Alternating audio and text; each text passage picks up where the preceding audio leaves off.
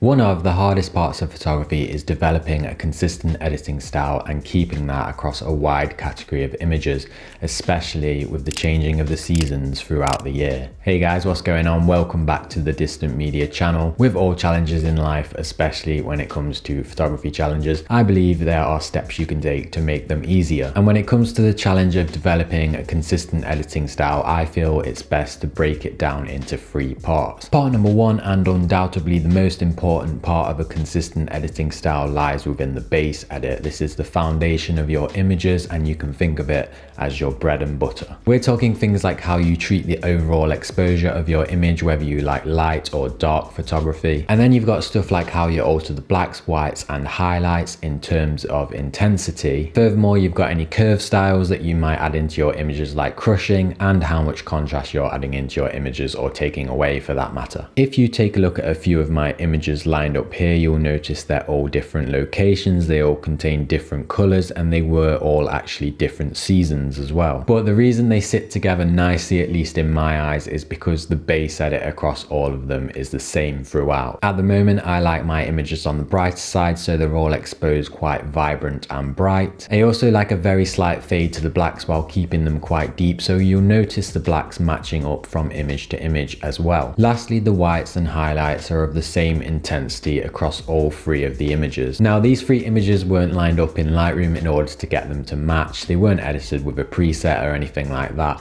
But over time, as you learn what you're like, your eye has a way of just remembering what your edits should look like. Let's swap a few city locations in and you'll see how my choices for the base edit are constant. So again, the blacks matching up here, and again the whites and highlights. Let's chuck another city shot on the other side, and again the blacks are matching up nicely across all 3. Okay, one more for good luck, and let's change out the middle image this time. The blacks are matching up nicely. Also keep an eye on the light in the floor, the sand and the side of the building. They're all matching in intensity too. When it comes to building your very own consistent editing style, these are the elements that you need to be figuring out and nailing first. And once you do figure out what you like across your images in terms of the base edit, you can run with it there and keep it consistent for the future. Another incredible example of a flawless base edit is my friend Michael, or Alpha Arts on Instagram. He actually has 2 accounts, but this is his portrait account I'm showing on screen now, and you'll notice his photos all have a very soft faded look to them. They're all very natural and bright, and no matter the model or location he shoots, they look incredible sat together. So to conclude, if you are looking to build a consistent editing style, step number 1 I would highly recommend you do is spend some serious time working on the foundation of your images and building a base edit that you can use. If you don't do this step, you do tend to end up with galleries that look quite chaotic and amateur. After you've mastered your desired base edit, part number 2 is to figure out how you're going to treat color and saturation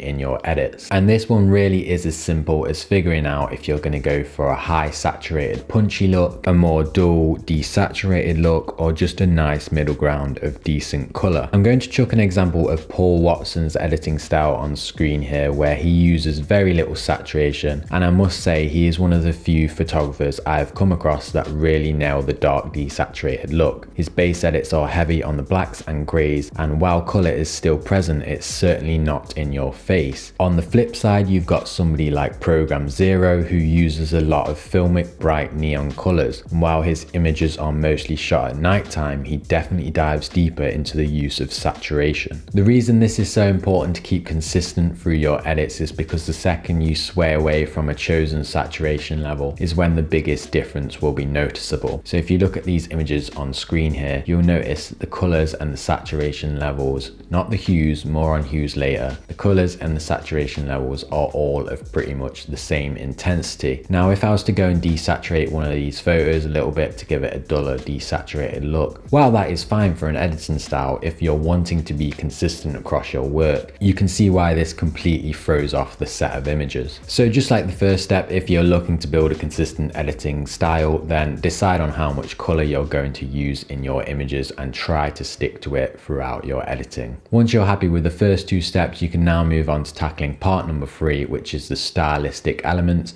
So we're talking the more artsy, creative additions to your images. You've got things like the actual hues of your colors. Are you going to add film grain or vignetting? Are you a fan of playing around with split toning, or are you a fan of a certain color temperature when it comes to your edits? Taking a look at a few of my images lined up once again, I tend to keep the stylistic elements quite low key and minimal. I love to navigate towards pastel shades when it comes to the skies in my photos, and then incorporate some deeper colors and shades when it comes to the midground and foreground. In my personal opinion, the hues don't need to match up from photo to photo. I would actually actively avoid trying to match hues across images. For example, if you tried to match the hues from a bunch of spring photos that you shot to a bunch of autumn photos that you shot, the edits aren't going to make any sense, and the photos are going to be very confusing because those two seasons have colors that accurately represent those seasons. I always add a bit of film grain and also slightly warm my images, which can really help them to look harmonizing when they're sat together. So whether you're into warmer images or cooler images, one of the best things you can do is just quickly tweak that temperature bar or the tint bar inside Lightroom, and this can make a real difference to a consistent look across your work. I don't really add much, if any, split toning or vignetting when it comes to my editing, but if those additions are your thing, then again, this is something you just really need to try and keep consistent, because the second you start mixing up and changing all the different sort of split toning and vignetting effects, or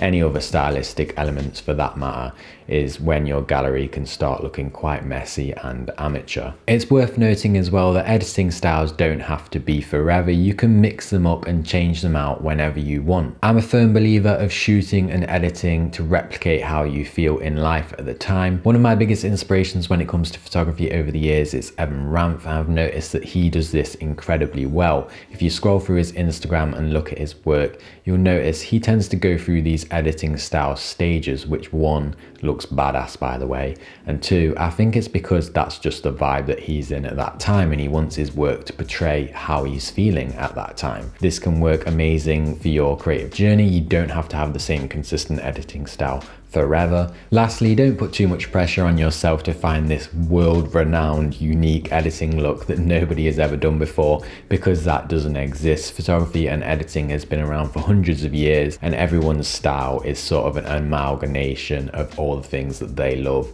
and inspirations coming together. So if you're struggling for a place to start, just lean into the styles that you already love, and then add little hints and tweaks of your personality and your style into it, and eventually you'll amount something really nice. Alright guys, that's going to do it for this one. Thank you so much for watching. If you found it helpful, please drop a comment down below to let me know. If you're watching this video and you're not currently subscribed to my channel, please consider subscribing. It would mean the world. And as always, I'll see you in the next one. Peace.